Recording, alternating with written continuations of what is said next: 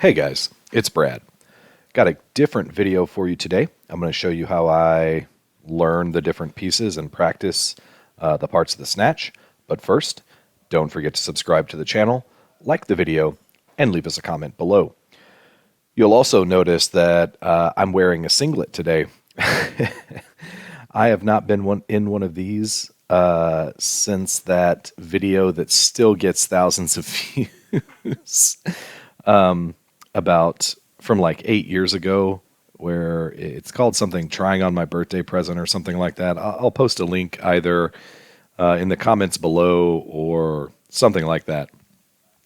I used to be a competitive powerlifter down at the 165-pound weight class. I do not compete anymore. I just lift for fun. But my son has a weightlifting competition coming up, Olympic weightlifting, October 22nd. And this is first weightlifting competition. And obviously you have to wear a singlet when you go to a powerlifting or a weightlifting competition. And he's never worn a singlet before. So I ordered one as well, just to kind of make him feel more comfortable about wearing one.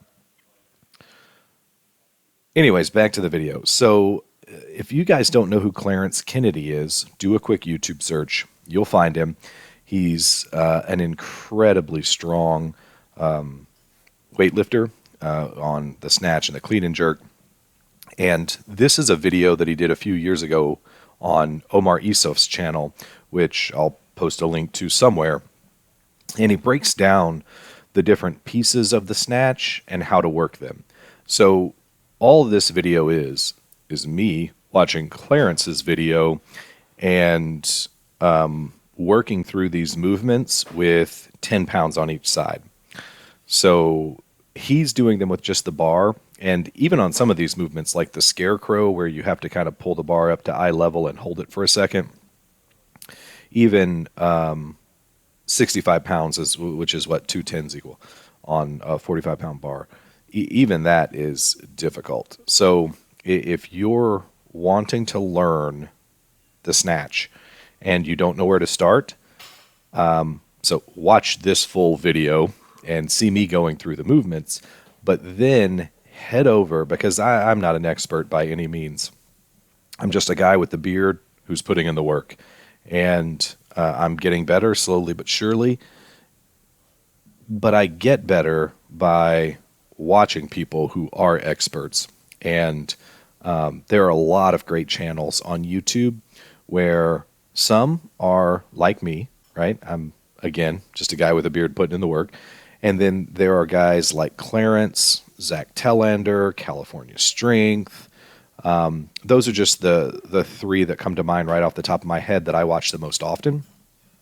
But Max Ada, Weightlifting House are two more. Anyways, so their specialty is the snatch and the clean and jerk. So that's who I turn to for when I'm doing technique work. Because with the power lifts, just being strong and having that power can overcome a lot of your technical deficiencies. If you put the bar on your back and squat down and stand up, there's a lot of technical miscues that you can overcome just by being really strong. In the snatch, you can't do that. If you mess up on the first pull, the second pull, pulling yourself under, overhead, catch position while standing it up, there are 1,000 ways to fail a snatch. If the weight is a fraction forward over the balls of your feet, too far back on the heels, you don't pull high enough, you don't transition quickly enough, you don't get yourself under the bar, there are 1,000 things that can go wrong. And your strength will not be enough to overcome your technical deficiencies, and you will eventually hit a wall. Also, these moves don't go up after you get through some of your initial noob gains. Adding pounds or kilos onto your snatch comes very, very slowly. And especially for us guys who have deadlifted 500 pounds, squatted almost 500 pounds, and we're used to moving relatively heavy weight for our powerlift moves. Transitioning into very, very technical lifts like this, where early on, when you're just using the bar or just using 65, 95, 115, 135 pounds, and you can kind of overpower different aspects of the lift to get the bar where it needs to be, instead of using proper technique, eventually, like I said, you're going to hit that wall and you're not going to be able to progress.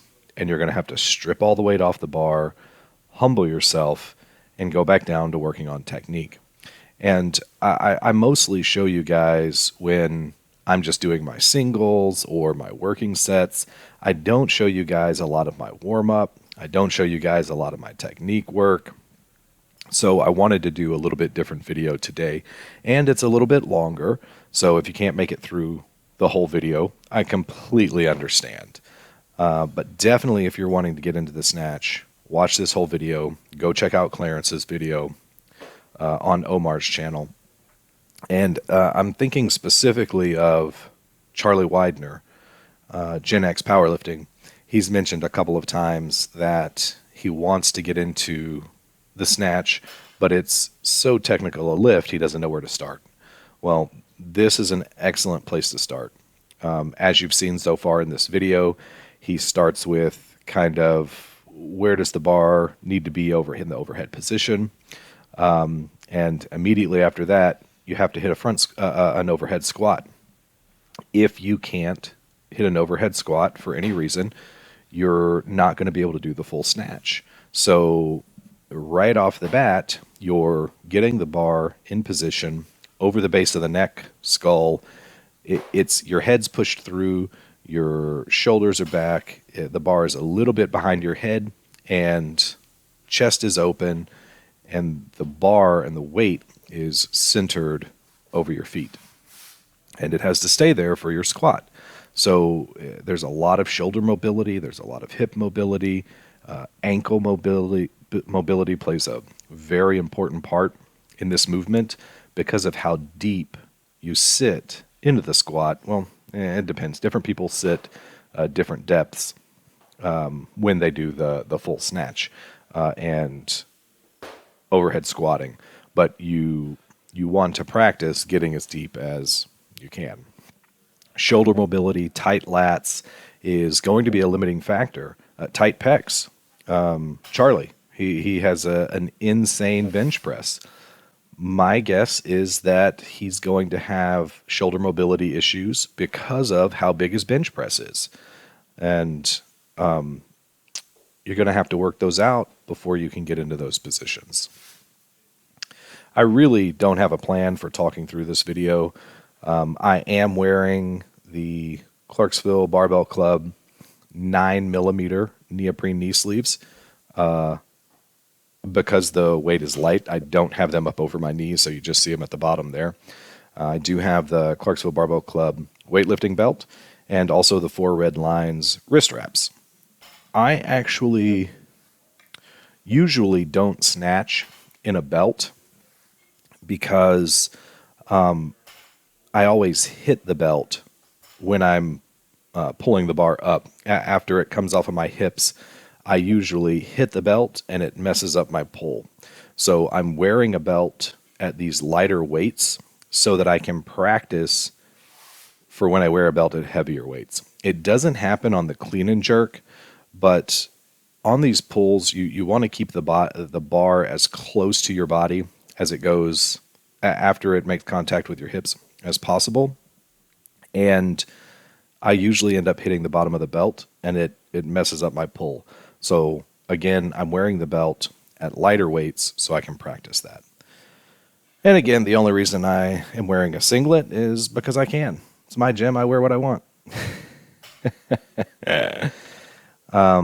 This is like the snatch pull, snatch high pull. And you'll see I'm focused on keeping my elbows as high as possible and not letting the bar get away from my body.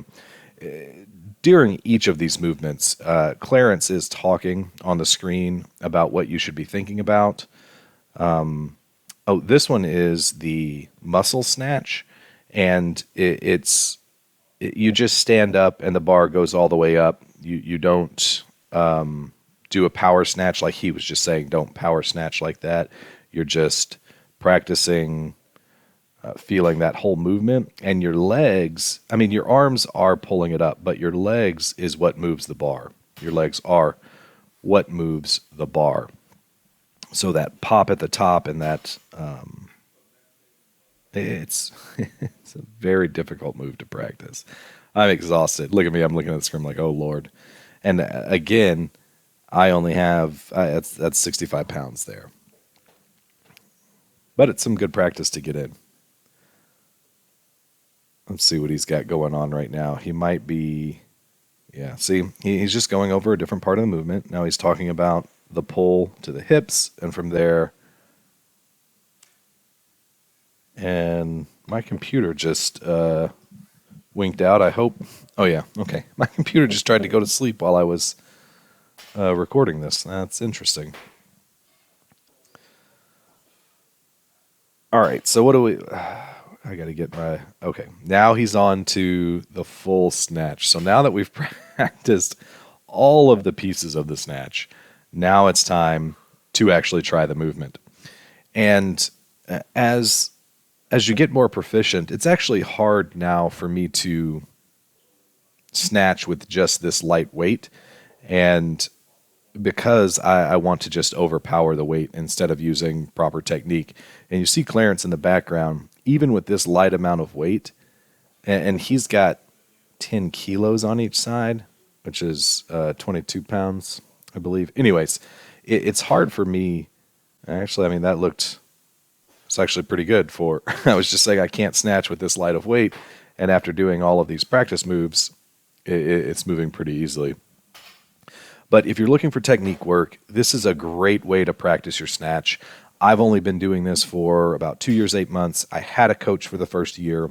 Haven't had the coach for the last year and 8 months. My boys still do. I still talk to them and get pointers. So give it a try. Keep training, and I'll see you in the next video.